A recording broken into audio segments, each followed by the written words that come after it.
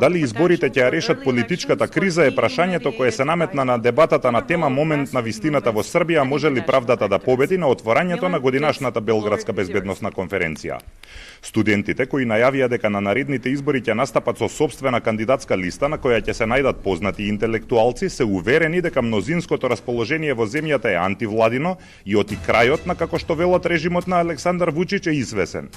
Од друга страна, представниците на опозицијата се поумерени во прогнозите. Има уште многу работа за да се овозможи атмосфера за колку толку фер избори кои што владата нема да може да ги украде. Борко Стефановиќ од партијата за слобода и правда вели дека прашањето веќе не е дали Вучич ќе падне, туку на кој начин. Оваа игра што во основа е игра во која господинот Вучич се обидува да биде Тито од Алиекспрес, доаѓа до крај, затоа што едноставно физички не можете да седите на 4 солчиња без да паднете на подот. Тоа е она што гледаме дека се случува во моментов.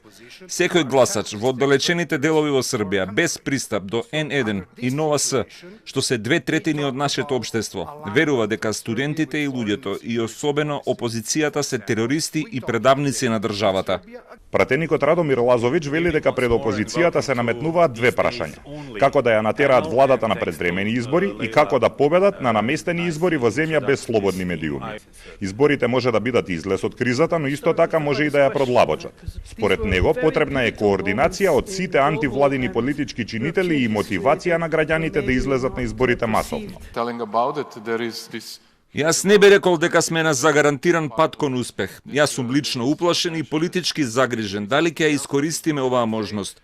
Ова е голема можност, огромен потенцијал.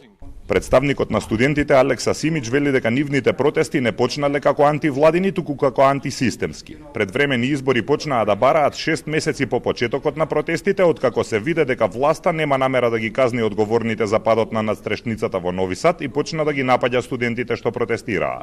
Тој е убеден дека владата ќе падне на изборите кога и да се одржат. Ние никогаш не го споменавме Вучич, дури не сакавме да разговараме со него, но тој, како веројатно капо на организираниот криминал, на мафијата што ја имаме во Србија, почувствува должност да ни се обрати. Власта најави, но се уште не закажала избори. Политичката криза во Србија трае цела година, откако при падот на надстрешницата на железничката станица во Нови Сад пред една година загинаа 16 луѓе, пошто избија масовни студентски протести за барање правда. Студентите скоро цела година ја бойкотираа наставата на факултетите.